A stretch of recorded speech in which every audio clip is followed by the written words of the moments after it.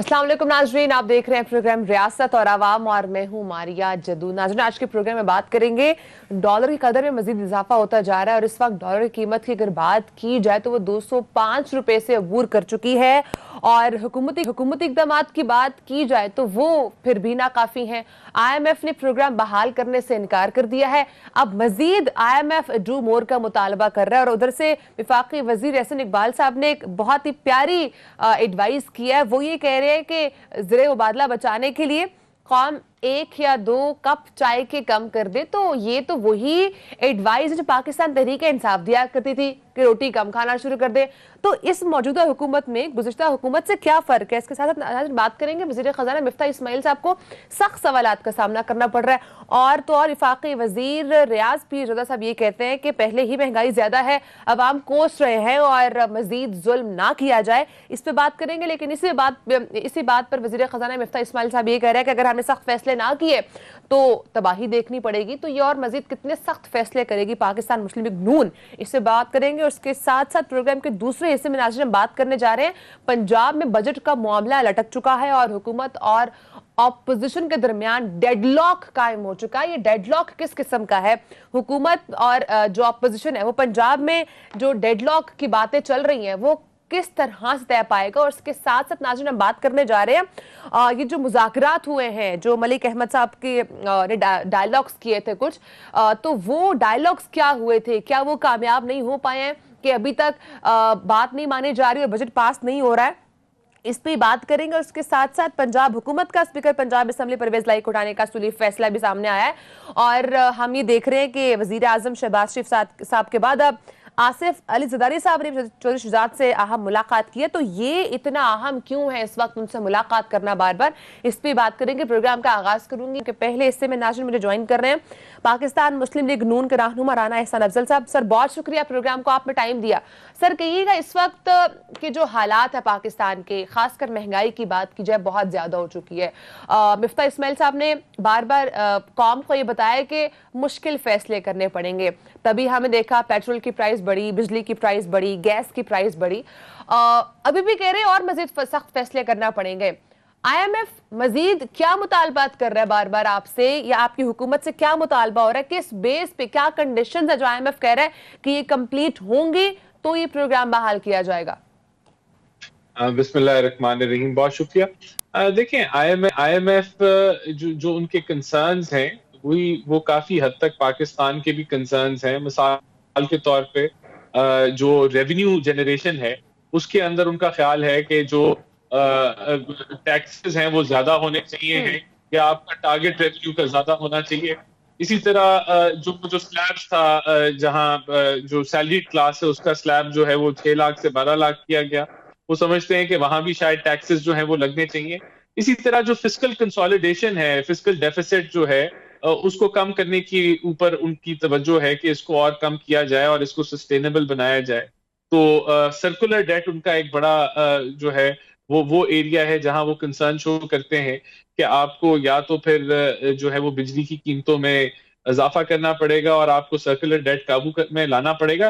देखिए, ये बदकिस्मती है इस मुल्क की कि आज हमारे पास एक बैलेंस ऑफ पेमेंट का जो क्राइसिस है उसके अंदर हम लोग खड़े हैं। आपने अपने इंट्रो में बताया कि डॉलर जो है वो 205 के करीब या उसको क्रॉस कर चुका है। तो इसकी वजह यह है कि पिछले 10-9 महीनों के अंदर IMF का प्रोग्राम एक लगातार डिले पे चल रहा था और फिर इन्होंने फरवरी में यू टर्न ले लिया उन मुआहदों से, जिसकी वजह से आज बैलेंस ऑफ पेमेंट के क्राइसिस में है। लेकिन हम समझते हैं जो हमने बजट किया है उसको थोड़ा बहुत इम्प्रूव करके, रेवेन्यू साइड को बेहतर करके, अपने खसारों को थोड़ा सा और जो है वो मैनेज करके, हम समझते हैं कि हम IMF को कन्विंस कर लेंगे इस बजट के ऊपर एग्री करने के लिए और अगली जो स्टाफ लेवल की जो मीटिंग है उसके अंदर हमें कामयाबी हासिल हो। राना साहब, कहिएगा आपकी हुकूमत इस वक्त जो मशवरे दे रही है कि खास करके बात करें वफाकी वजीर एहसन इकबाल साहब की, वो ये कह रहे हैं कि चाय कम कर दे। पहली गुज़िश्ता जो हुकूमत थी उसमें बार बार यही तनकीद की जाती थी कि वो इस तरह के मशवरे दिए जाते थे कि आप रोटी कम कर दें, आप अपना मुख्तलिफ जो चीज़ों का यूजेज उसको कम कर दिया जाए, which is not a good logic. आपकी हुकूमत भी वही लॉजिक्स दे रही है, क्या फ़र्क है आपकी हुकूमत में उनकी हुकूमत में? देखिए, अभी जो क्राइसिस है, मैं फिर रिपीट करूंगा, वो डॉलर्स का क्राइसिस है कि आपके जो रिजर्व्स हैं वो 10 अरब से नीचे गिर गए हैं। अब कोई भी चीज जो डॉलर्स जिसके अंदर रिक्वायर्ड है, जो इंपोर्ट हो रही है, अगर उस चीज को इंपोर्ट्स को अगर हम कम कर लेते हैं या अपने जो करंट अकाउंट खसारे को कम कर लेते हैं, तो उससे ये जो प्रेशर है वो कम हो जाएगा। तो मेरे ख्याल से जो एहसन इकबाल साहब ने जो बात की वो इस तनासर में की कि हमें जो है वो इम्पोर्टेड आइटम्स के ऊपर रिलायंस कम करनी चाहिए। ये बिल्कुल, जब कोई भी वजीर चाहे पीटीआई का हो या हमारे हो, तो वो ऐसी बात करें कि आप एक कंजम्पशन को जो है किसी चीज की कंजम्पशन को कम कर लें इस इशू को मैनेज के लिए, तो वो उसके ऊपर तनकीद की जाती है। लेकिन हकायक देखें, हमने हकायक देखने, आज हकायक ये हैं कि आपके पास चंद दिनों की इंपोर्ट का कवर मौजूद है। ये सवाल हमें जरूर पूछना चाहिए कि आज हम इस दराये पे क्यों खड़े हैं। क्या वजह है कि हम सोते रहे, जो पिछली हुकूमतें हैं वो गाफिल रही, और वो बल्कि जो इकदाम लेते रहे वो बिल्कुल एंटी थे बैलेंस ऑफ पेमेंट क्राइसिस से निकालने के लिए। यानी कि जनवरी में आप मिनी बजट देते हैं 350 अरब का, और फरवरी में आप उसको उसके बरक्स जो है वो पेट्रोल प्राइसेस को फ्रीज कर देते हैं, ये जानते हुए कि आईएमएफ की कंडीशंस को आप वायलेट कर रहे हैं, जो गारंटीज आपने दी हैं उनको आप वायलेट कर रहे हैं, और फरवरी, मार्च, अप्रैल में आप लूज कर जाते हैं, 4-5 महीने और लूज कर जाते हैं, और आपके रिजर्व कंटिन्यूस गिरते रहते हैं और रुपए की कदर भी गिर जाती है। देखिए, हमारा अब ये आगे का लाएमल ये है कि हम आईएमएफ के प्रोग्राम को रिज्यूम करें। इस अगर अगर हमें कोई थोड़ी बहुत स्पेस बनानी है बजट के अंदर, कोई इंप्रूव करना है, वो हम जरूर करेंगे। अभी भी हम सब्सिडी दे रहे हैं पेट्रोल के ऊपर, वो हम अफोर्ड नहीं कर सकते। आप बड़ा मुश्किल है कि आप कर्जे लेके वो सब्सिडी देते रहें, तो उसको हमें खत्म करना होगा। और जब हम इस प्रोग्राम में आ जाते हैं तो हम समझते हैं कि हमें 7-8-9 अरब डॉलर की जो जो है वो पाकिस्तान की रिजर्व में वो शामिल हो जाएंगे, और हम एक इस्तेकामत की तरफ और इकोनॉमी को कंसोलिडेशन की तरफ जो है वो हम बढ़ना शुरू हो जाएंगे। ठीक है राणा साहब, आगे मूव करते हैं, पंजाब की सियासत की बात करते हैं और उसके साथ बजट की बात करते हैं। आपकी हुकूमत बजट क्यों नहीं पास करवा पा रही है? डेडलॉक क्यों हो चुका? एक छोटी सी एडवाइस है काफ लीग और पाकिस्तान तहरीक इंसाफ से, वो यही कह रहे हैं कि आप सिर्फ आईजी पंजाब और चीफ सेक्रेटरी इसको की सूरत एवान में पेश करके माफी उनसे मांगे। तो क्यों नहीं उस बात पे माना जा रहा? क्यों नहीं उस बात पे आप छोटी सी उनकी बात मान लें और बजट पास करवा लें अपना? देखें, जो आईजी हैं वो पंजाब पुलिस के सरबराह हैं, और जो चीफ सेक्रेटरी हैं वो ब्यूरोक्रेसी, पंजाब की पूरी ब्यूरोक्रेसी के सरबराह हैं। अब ये जो डिमांड के वो बादशाह सलामत के सामने आए और माफी मांगे, ये उनकी तजलील से ज्यादा, इससे ज्यादा तजलील ना ब्यूरोक्रेसी की कर सकते हैं ना पुलिस की कर सकते हैं कि आप उनको कमजोर करें। इसी तरह जो उनकी डिमांड है कि आप हमारे सारे केसेस माफ कर दें, ये तो सारी उनकी अपनी डिमांड्स हैं, मैं की डिमांड्स हैं, सेल्फिश डिमांड्स हैं। इससे 12 करोड़ अवाम का क्या ताल्लुक है? इससे 12 करोड़ अवाम के बजट को रोकना, उसमें रोडवे अटकाना, उसको डिले करना, पूरे सूबे को रोक देना, मैं समझता हूं कि वो अपने आप को एक्सपोज कर रहे हैं कि इनकी सियासत कितनी सेल्फिश है। देखिए, हमने उनको ऑफर किया कि आप, अगर आपको आईजी से कोई इख्तलाफ है या आपको चीफ सेक्रेटरी से कोई इख्तलाफ है, तो पंजाब असेंबली के अंदर कमेटीज हैं, प्रिविलेज कमेटीज हैं, हम उनको वहां, आप उनको वहां बुला लें और उनसे सवाल जवाब करें। लेकिन ये इस तरह कहना कि वो सबके सामने आए, पेश हों और माफिया मांगे, ये कौन सी बादशाहत के अंदर वो समझते हैं वो मौजूद हैं? ये किस तरह की सियासत वो कर रहे हैं? किस तरह वो इन अदारों को कमजोर करने पे जो है वो लगे हुए हैं? मैं समझता हूँ ये सरासर गलत डिमांड्स हैं, और हम उनको यही कन्विंस करने की कोशिश कर रहे हैं कि आप अपने आप से निकलें और मुल्क को देखें, सूबे को देखें, उनके मसाइल को देखें। आपके इश्यूज हम कमेटियों में रिजॉल्व कर देंगे, आप इससे आगे बढ़े। और मैं समझता हूं कि ये पूरी कौम देख रही है तमाशा कि किस तरीके से एक स्पीकर जो है वो पूरे बजट को गैर आईनी तरीके से रोक के बैठा हुआ है, किस तरीके से ऑपोजिशन जो है अपनी अपनी सियासत, अपनी जात की सियासत की वजह से पूरे सूबे की बजट को रोक के बैठी। राणा साहब, कहिएगा, अगर ये बजट पास ना हुआ तो और भी बहुत सारे इश्यूज हैं जो देखने में आ सकते हैं, खासकर इस पर सबसे बड़ा इश्यू महंगाई का है। तो वो महंगाई किस तरह से कंट्रोल की जाएगी, उसकी क्या स्ट्रैटेजीज होंगी आपकी हुकूमत की? क्योंकि आपके अपने जो वजीर हैं वो तनकीद कर रहे हैं, वो ये कह रहे हैं कि ऑलरेडी आवाम कोस रही है, मजीद ना जुल्म किया जाए। आपके अपने वजीर कह रहे हैं कि महंगाई ज्यादा नहीं होनी चाहिए। आपके तहादी हैं वो भी बार बार यही कह रहे हैं कि महंगाई को रोका जाए। तो अगर महंगाई को नहीं रोकेंगे, इत्तेहादी साथ नहीं देंगे, हुकूमत तो गिर जाएगी। तो फिर किस तरह से चीजें लाइन अप की है आपकी हुकूमत ने?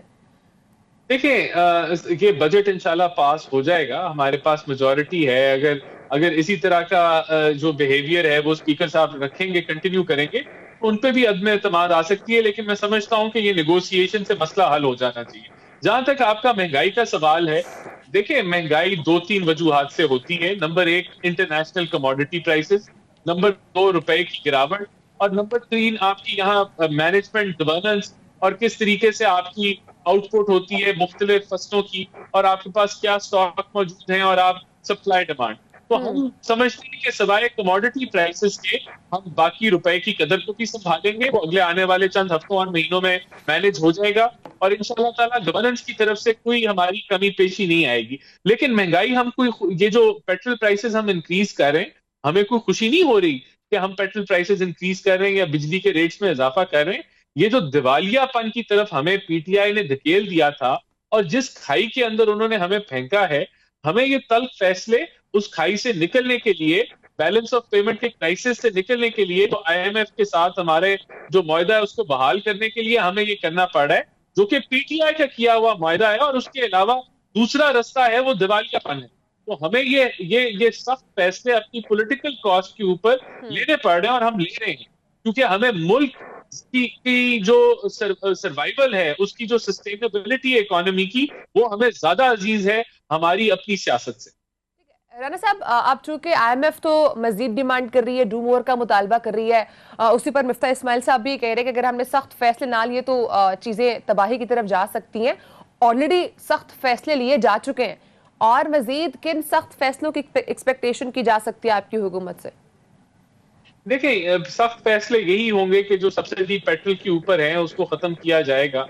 आपके टैक्स कलेक्शन का टारगेट जो हमने 7,000 अरब रुपया दिया है, उसको थोड़ा बहुत बढ़ाना पड़ेगा। उसके अंदर जो फाइनेंस मिनिस्ट्री है वो देख रही है कि उन एरियाज के ऊपर हम फोकस करें कि जो टैक्स नेट में से बाहर हैं, या जो साहिब हैसियत लोग हैं, उसके ऊपर अगर और इजाफा किया जा सकता है टैक्सेस के बोझ का, तो वो हम कर लें। लेकिन आपने कहा कि महंगाई को हमने फोकस किया हुआ है। पंजाब हुकूमत का भी बजट अभी नहीं आया, लेकिन जो उसके अदादो शुमार आए अवाम के सामने, वो भी एक अवाम फ्रेंडली बजट है, जिसमें आटा चीनी के ऊपर फोकस किया गया है, लोगों की हेल्थ के ऊपर फोकस किया गया है, सब्सिडी डायरेक्ट टारगेटेड सब्सिडीज के ऊपर फोकस किया हुआ है। तो जो वफाक है और जो पंजाब का सूबा है, उसका पूरा फोकस यही है कि जो मुतासिर तरीन तबका है उसको रिलीफ पहुंचाई जाए, और उसकी जिंदगियों में ये जो महंगाई का जो सैलाब बदकिस्मती से हमें फेस करना पड़ रहा है चंद महीनों के लिए, उसको उसको हम किसी तरीके से वो टाइम जो है वो हम एक आम आदमी का गुजार दे। लेकिन मैं आपको बता दूं कि हमारा ये ख्याल है कि कोई 4, 5 या 6 माह के अंदर जो है ये चीजें टर्न अराउंड करना शुरू हो जाएंगी, और हम कोई ना कोई रिलीफ जो है वो चंद माह के बाद अवाम राना को। साहब, आप ये और कह रहे हैं कि ये जो बजट है ये अवाम दोस्त है, बट अवाम में बेयकीनी देखने को मिल रही है। स्टॉक मार्केट मंदी का शिकार है, डॉलर मजीद बढ़ता जा रहा है, कहीं ना कहीं एतमाद नहीं है, तभी तो चीजें हो रही हैं। और खासकर इमरान खान साहब तनकीद कर रहे हैं, वो ये कह रहे हैं कि हम पर महीने पैसे दे रहे थे, वो रिलीफ था 12,000 रुपए का, लेकिन आपकी हुकूमत जो मरियम औरंगजेब साहबा कह रही है पूरे 2,000 रुपए, तो ये तो उसके मुकाबले में बहुत कम है। नहीं नहीं, देखें, दो चीजें हैं। मैं आपको, ये जो आप गैर यकीनी की बात कर रही हैं, स्टॉक मार्केट की आपने बात की, ये बैलेंस ऑफ पेमेंट का जो क्राइसिस है, ये जिस दिन रिजॉल्व हो गया, जिस दिन राना एहसान साहब की आवाज नाज़रीन हमें नहीं आ रही। हम इसी हवाले से बात कर तक जो बजट पेश किया गया है, इस बजट के ऊपर बहुत सारे क्वेश्चंस रेज हो रहे हैं।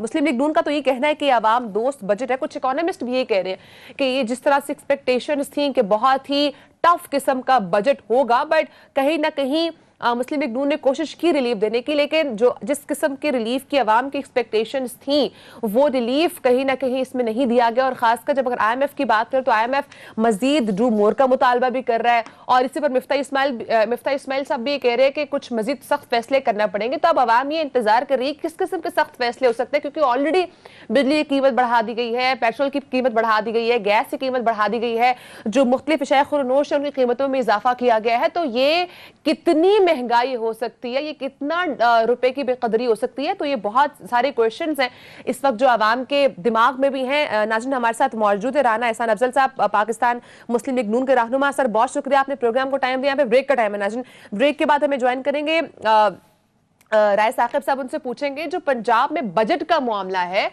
ये क्यों डेडलॉक का शिकार है, ये बजट आखिर पास हो भी पाएगा नहीं। ब्रेक के बाद से बात करेंगे, साथ ही रहेगा।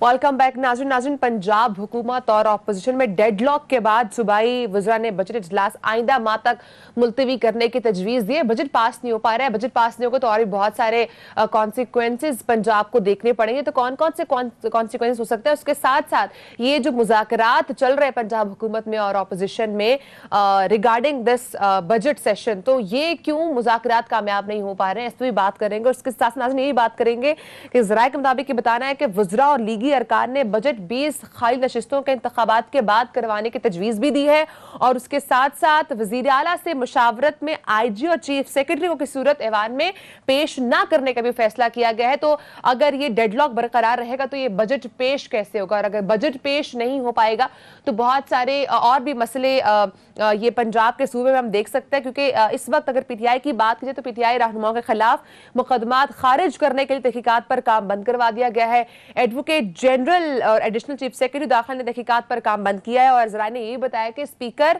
अफसरान का मामला और इसके साथ साथ जो और मुख्तलिफ मामला हैं वो कमेटी के थ्रू रिजॉल्व किया जाए। इस पर बात करने के लिए हमारे साथ स्टूडियोज में नाज़रीन हमें ज्वाइन किया है, सीनियर जर्नलिस्ट है अनवर रजा साहब ने। सर, बहुत शुक्रिया प्रोग्राम को आपने टाइम दिया। बताइएगा ये तमाम जो सिचुएशन इस वक्त चल रही है, क्योंकि पंजाब सबसे बड़ा सूबा है, अगर पंजाब का बजट पास नहीं हो पाएगा और ये चीजें ऐसे ही चलती रही, ये डेडलॉक की सिचुएशन रही, तो ये तो बहुत मुश्किल हो जाएगा पंजाब को चलाना। पंजाब को चलाना मतलब पाकिस्तान आधा बंद हो जाएगा आपका।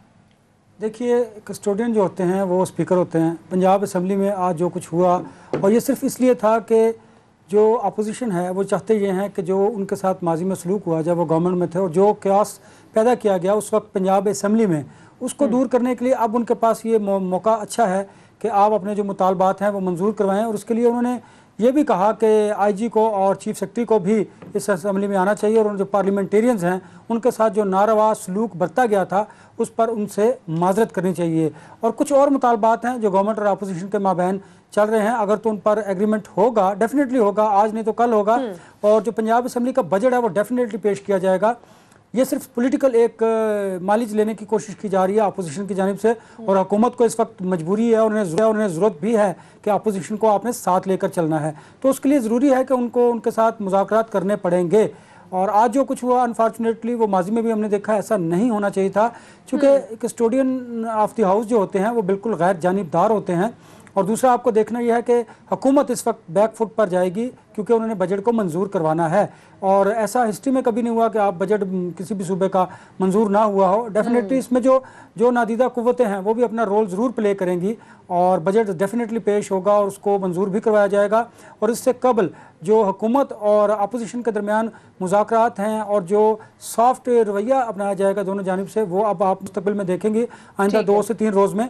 और ये भी एक तजवीज़ तो थी कि पहले ज़मीनी इंतखाबात हो जाएंगे तो शायद जो रूलिंग पार्टी है उसके पास ज़्यादा नशिस्तें होंगी और फिर वो इजीली इस बजट को मंजूर भी करवा सकेंगे, लेकिन उससे कबल ही मुझे लगता है कि बजट को मंजूर करवाना पड़ेगा। और जी डेफिनेटली आज असेंबली में मौजूद थे राय साकिब साहब और हमारे साथ इस वक्त मौजूद हैं जर्नलिस्ट लाहौर से।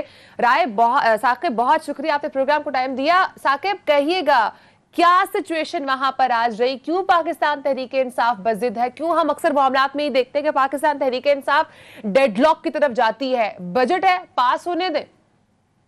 मारिया, पुराना गुस्सा भी तो हमने कुछ निकालना है ना। जो स्पीकर साथ बैठे हुए हैं वो तो अपनी तरफ से वज़ीर-ए-आला बन के बैठे हुए थे, लेकिन अनफॉर्चुनेटली वो आज भी स्पीकर हैं।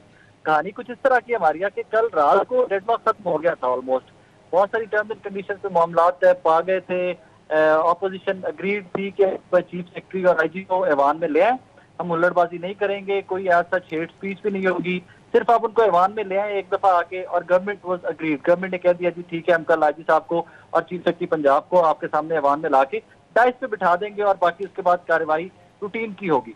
जराए कहते हैं, मैं उसकी बगल रावी, जराए ये कहते हैं कि उस पर हमजा शहबाज साहब ने स्टैंड लिया कि अगर मैं आईजी पंजाब और चीफ सेक्रेटरी पंजाब को पेश कर देता हूँ ऐवान में अपोजिशन के सामने, तो वो मेरी पूरी फोर्स जो है उसका सर झुकता है, मेरी फोर्स जो है वो लेट डाउन होती है, मैंने वो नहीं होने देना। बिकॉज कुछ लोगों ने इनको ये भी बताया हुआ था कि एक दफा जब आईजी पंजाब और चीफ सेक्रेटरी पंजाब ऐवान में आ जाएंगे तो उसके बाद तहरीक-ए-इंसाफ अपनी स्पीच में उनको विक्टिमाइज करेगी, उनको हिट करेगी, और वो हमें भी लगता था कि ऐसा होने जा रहा है। तो रातों रात को तो एक दफा मामला तय पा गए थे कि आज बजट पेश होना था, लगारी साहब ने आज बजट पेश कर देना था, कार्रवाई कुछ स्पीचेज आनी थी, अपोजिशन की 4 स्पीचेज प्लान थी, और इस तरह करके मामला आगे चल पड़ने थे। लेकिन रातों रात जब हमजा शहबाज साहब ने कह दिया कि मैंने आईजी और चीफ सेक्रेटरी पंजाब को पेश नहीं करना है ऐवान में, तो उसके बाद यकसर चीजें बदल गई हैं। अब एक तरफ परवेज इलाही साहब हैं जो स्टैंड लेके खड़े हुए हैं कि भाई जब तक आप आईजी साहब को नहीं लेके आते, चीफ सेक्रेटरी पंजाब को नहीं लेके आते, चीजें इससे आगे नहीं चलेंगी। सो डेडलॉक तो है, बिल्कुल है, वहां का वहां है, और एज सून कोई लग भी नहीं रहा कि बहुत जल्दी डेडलॉक जो है ये किसी तरफ लगेगा। बिकॉज इस टाइम पे आके मुझे बज़ाहिर जाती तौर पे ये लगता है कि एक चीफ मिनिस्टर पंजाब और स्पीकर पंजाब असेंबली, इन दो लोगों की अना की भेंट पंजाब के 12 करोड़ आवाम का बजट चल रहा है, और इमेजिन कीजिए अगर हफ्ता 10 दिन 15 दिन आपका बजट यूं ही लटका रहता है तो आपके पास तो देने को तनख्वाह भी पैसे नहीं है आगे से, जब तक आप हाउस की इजाजत नहीं देते। साकिब, ये जो हम तजवीज सुनने में आ रही है कि 1 माह तक इस सेशन को मुलतवी कर दिया जाए, उसके बाद बजट को पास करवाया जाए, क्या ये दुरुस्त है?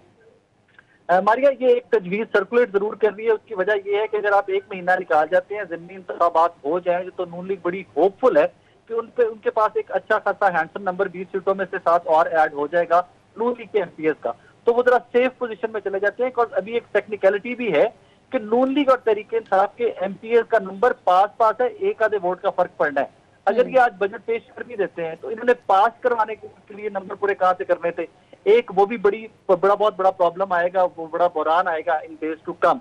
सो नून लीग थोड़ी सी जो रिलक्टेंट है ना बजट पेश करने के, मतलब थोड़ी हिम्मत करके, हमने नेशनल असेंबली में भी देखा है हुल्लड़बाजी होती है, अगर आप थोड़ी सी हिम्मत करके ये बजट पेश कर भी देते तो उसमें आके ये डरे हुए नून लीग अपने नंबर्स गेम पे है आके, तो अगर वो ज़िमनी इंतखाबात के बाद लेके आते हैं बजट तो फिर दे आर वेरी पॉजिटिव कि हमारे पास नंबर गेम पूरी है, हम आराम से बजट पेश करके पास करवा लेंगे। लेकिन ये भी सर्कुलेशन में है, ये कुछ जो पीएमएलएन के फैक्ट्स हैं, कुछ सेक्ट्स हैं, कुछ उनके ग्रुप हैं, ग्रो है, वहां से ये बात बिल्कुल डिस्कस हो रही है और जर्नलिस्ट तक भी पहुंचाई जा रही है, लेकिन इसकी ऑथेंटिसिटी मैं इसमें कोई वेरीफाई नहीं कर सकता आपको।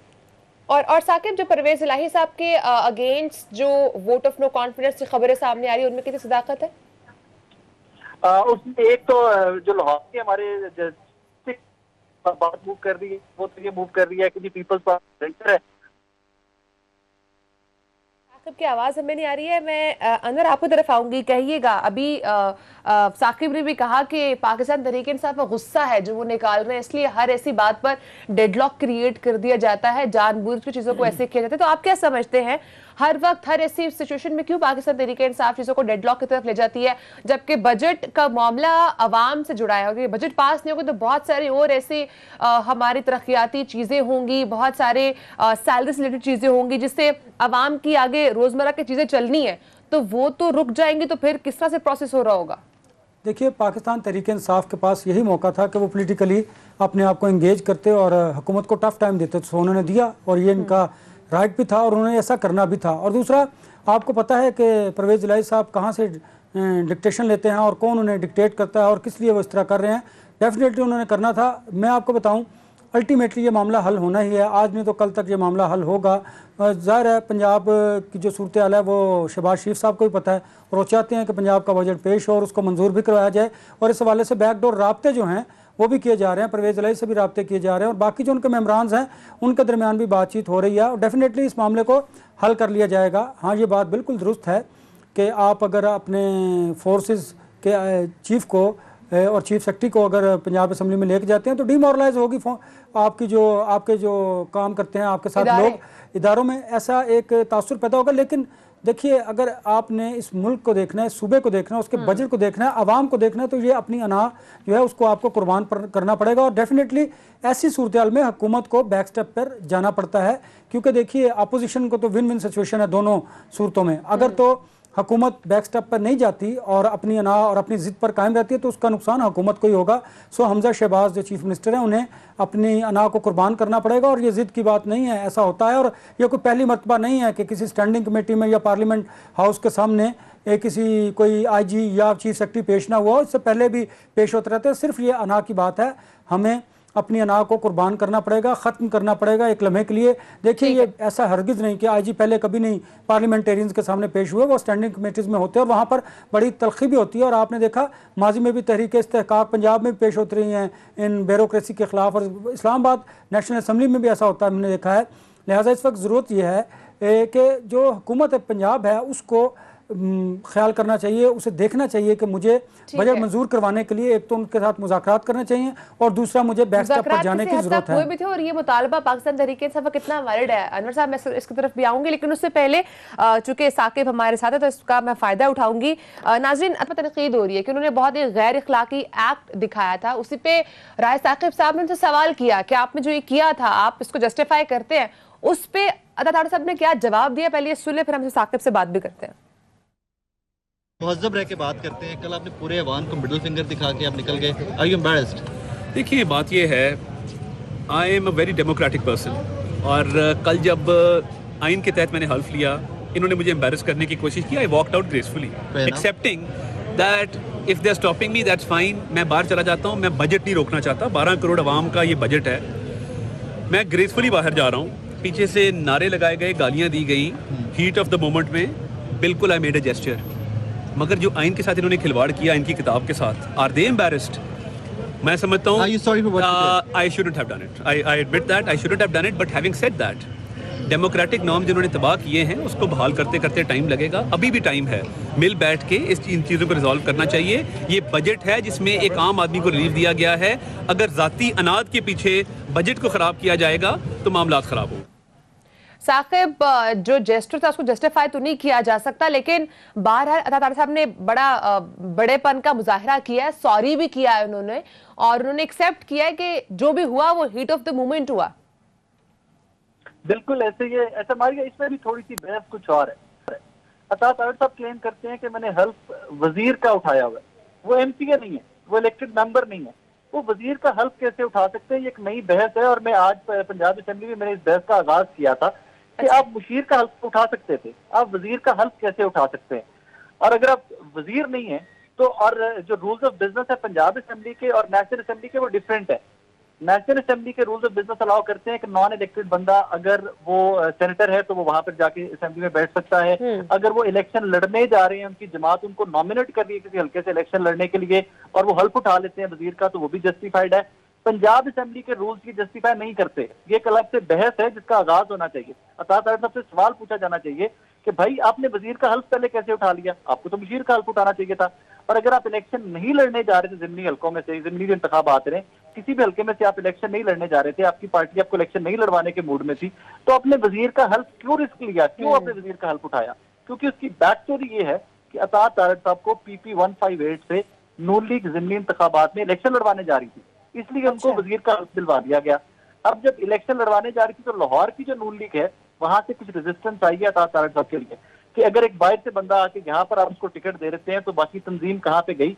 उस रेजिस्टेंस को देखते ये फैसला किया गया कि अता तारड़ साहब अब लाहौर से इलेक्शन नहीं लड़ रहे हैं। अब अगर आप इलेक्शन नहीं लड़ रहे हैं तो फिर आप वजीर का हल्फ लीजिए, आप वजीर का हल्फ छोड़ दीजिए। लेकिन जो मैं उनसे एक्सपेक्ट कर रहा था, आई नो अता साहब, मैंने रिस्पेक्ट बड़ी इज्जत करता हूँ, मैं बड़े वो जो कमिटेड वर्कर होते हैं जमातों के उनमें से एक है। अता तारड़ साहब को खुल के अपॉलोजाइज करना चाहिए था। उन्होंने सिर्फ इतना कहा मेरे सवाल पे कि मुझे नहीं करना चाहिए था। फिर मैंने दोबारा उनसे पूछा क्या आप माजरत खा हैं, तो उन्होंने दोबारा इसका यही जवाब दिया कि मुझे नहीं करना चाहिए था। हालांकि पढ़े लिखे नौजवान जो पाकिस्तान से बाहर से पढ़ के आए हैं, लंदन के ग्रेजुएट हैं, जहाँ पे अच्छी फैमिली से बिलोंग करते हैं, उनको बड़ा खुल के इसके ऊपर अपॉलोजाइज करना चाहिए था। और मेरे जैसे आप जैसे लोग जो उनके बाद की शायद नेशन है जो उनको पॉलिटिशियंस को देख रहे होते हैं, उनके लिए एक अच्छा प्रेसिडेंट सेट करना चाहिए था। उन्होंने एक्सेप्ट किया है। ठीक है, बहुत शुक्रिया। हमारे साथ साकिब मौजूद थे, जर्नलिस्ट हैं लाहौर से, काफी मैटर्स पे हमें अक्सर अपडेट भी। शुक्रिया साकिब, आपने प्रोग्राम को टाइम दिया। नाज़रीन, यहाँ पे ब्रेक का टाइम है, ब्रेक के बाद हम डिस्कस करेंगे अनवर रजा साहब से कि जो तमाम सिचुएशन चल रही है इसके बाद फिर अगर डेडलॉक बरकरार रहा तो चीजें कैसे चलेंगी। और जिस तरह से अभी अनवर साहब ये फरमा भी रहे हैं कि ये होगा no matter what, back step पे जाना पड़ेगा हुकूमत को, तो ये बैक स्टेप पे जाएगा कौन, ऑपोजिशन या हुकूमत? ब्रेक के बाद से बात करेंगे, साथ रहिएगा।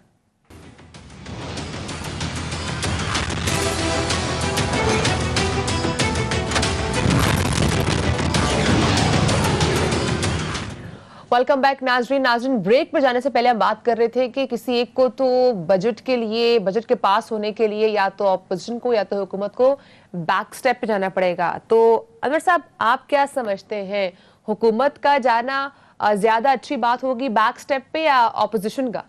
देखिए, अपोजिशन कभी भी बैक स्टेप पे नहीं जाती क्योंकि उनके पास खोने के लिए कुछ नहीं होता। हुकूमत को बैक स्टेप पर जाना पड़ता है और ये डेफिनेटली होगा। और पंजाब में भी आप देखेंगे कि हुकूमत ही बैक स्टेप पर जाएगी और वो बैक स्टेप पर जाना बनता भी है उनका, क्योंकि अगर आपने बजट को अप्रूव करवाना है, 12 करोड़ आवाम का अगर आपको ख्याल है और आप जमहूरी रवैयों को अगर तकवीत बख्शना चाहते हैं तो आपको बैक स्टेप पर जाना पड़ेगा। ठीक है, यानी कि इस वक्त बैक स्टेप पे जाने के लिए ऑप्शन सिर्फ हुकूमत के पास ही। आगे मूव करूंगी। अनु साहब, कहिएगा, वजीर आजम शहबाज शरीफ के बाद अब जरदारी साहब भी चौधरी शुजात साहब से मिलने के लिए गए हैं, उनसे अहम मुलाकातें चल रही हैं। अचानक से ऐसा क्या हुआ है कि हर कोई शुजात साहब से मिल रहा है? इतने इंपॉर्टेंट क्यों हो चुके हैं वो भी? देखिए, अगर चौधरी बरादरान में देखा जाए तो चौधरी शुजात साहब बड़े वज़ादार हैं और उन्होंने हमेशा अपने ताल्लुक़ को कैरी किया है और आसिफ अली जरदारी के साथ उनके बड़े पुराने मरासिम भी रहे हैं और वो उनके ख़ानदानी ताल्लुकात हैं। अगर आप देखें तो आसिफ अली जरदारी साहब जो हैं वो बड़े वक्त पर फैसला करते हैं और पॉलिटिकल वो सूझबूझ रखते हैं, बड़े ज़ीरक हैं। उन्होंने देखा कि अब चौधरी शुजात और चौधरी परवेज़ इलाही में बिल्कुल अलग अलग हो रहे हैं और चौधरी शुजात साहब जो हैं वो बिल्कुल इंडिपेंडेंटली अपनी काफ लीग को साथ लेकर आगे बढ़ना चाहते हैं और वो किसी के साथ इत्तेहाद भी कर सकते हैं। और अगर देखा जाए तो उनकी जमात में, काफ लीग में अगर देखें और लोगों को अगर देखें, जो इलेक्टेबल्स थे उनके पास, वो सब चौधरी शुजात हुसैन का बड़ा एहतराम करते हैं। उनके निस्बत अगर परवेज़ इलाही साहब को देखा जाए तो वो अब पाकिस्तान तहरीक इंसाफ के साथ है, मोहन इलाही साहब, और उनकी वो पोजीशन ना तो जमात में रही क्योंकि वो अलग हो गए और ना ही उनकी ज़ाती हैसियत में कोई इतनी ज़्यादा उनको पसीजाई है कि लोग उनके साथ जाएंगे। इसलिए जरदारी साहब ने बड़ा अक्लमंदाना बर वक्त फैसला किया और वो चौधरी शुजात साहब की खैरियत दराफ्त करने के लिए उनके घर गए और वहाँ पर उन्होंने पॉलिटिकल गुफ्तगू भी की और उनकी बनती भी थी। और अगर देखा जाए तो चौधरी शुजात हुसैन साहब जो हैं वो डेफिनेटली आसिफ अली जरदारी और शहबाज शरीफ, नवाज शरीफ की तरफ उनका झुकाव भी है। और हमेशा उन्होंने, जब भी नवाज शरीफ माजी में जब जिला वतन भी थे तो उन्होंने, आपको याद होगा, मुशर्रफ दौर में उन्होंने बड़ा पॉजिटिव रोल प्ले किया था जब उनके वालिद का इंतकाल हुआ उस वक्त भी, और हर अहम मौके पर उन्होंने नवाज शरीफ का साथ दिया। और ये बात मियां मोहम्मद नवाज शरीफ साहब को भी मालूम है। इसलिए अब जरदारी साहब को भी पता है कि उन्हें चौधरी शुजात साहब मुस्तकबिल में भी उनके साथ काम आ सकते हैं पॉलिटिकली, इसलिए वो उनके पास जा रहे हैं। और शहबाज साहब को तो मियां मोहम्मद नवाज शरीफ साहब ने कहा था कि आप जाइए, शुजात साहब की खैरियत भी दरियाफ्त कीजिए और उनसे पॉलिटिकली भी बात कीजिए। देखिए, जब आप सियासी किसी शख्सियत के पास जाते हैं तो आप उनकी खैरियत के साथ साथ पॉलिटिकल गुफ्तगू जरूर करते हैं और पॉलिटिकल गुफ्तगू वहाँ पर हुई भी है और ये ज़रूरी था। अब वहाँ पर देखना यह है कि आसिफ अली जरदारी साहब उनको अपनी तरफ माइल करने की कोशिश करते हैं और शहबाज शरीफ साहब जो हैं वो उनको अपनी तरफ माइल करने की कोशिश करते हैं। लेकिन हुकूमत दोनों के बनी हुई है, तो उसमें आपको क्या लगता है अनवर साहब के, चूंकि इस वक्त अगर मुख्तलिफ जो मुनहरिफ अरकान है उनकी बात की जाए, जो इत्तेहादी है उनकी बात की जाए, ये सब इसीलिए आए थे इस हुकूमत के साथ कि महंगाई का एक मेन ऐसा फैक्टर पाकिस्तान तहरीक इंसाफ की हुकूमत है बहुत ज्यादा हो चुका था। लेकिन अब तो चीजें और भी ज्यादा बढ़ती जा रही है, महंगाई और भी ज्यादा होती जा रही है, तो ये हुकूमत के लिए कितना मुश्किल होगा अपने इत्तेहादियों को अपने साथ रखना। ये फिर मैक्सिमम टाइम तक तो चीजें नहीं जा सकेंगी आगे।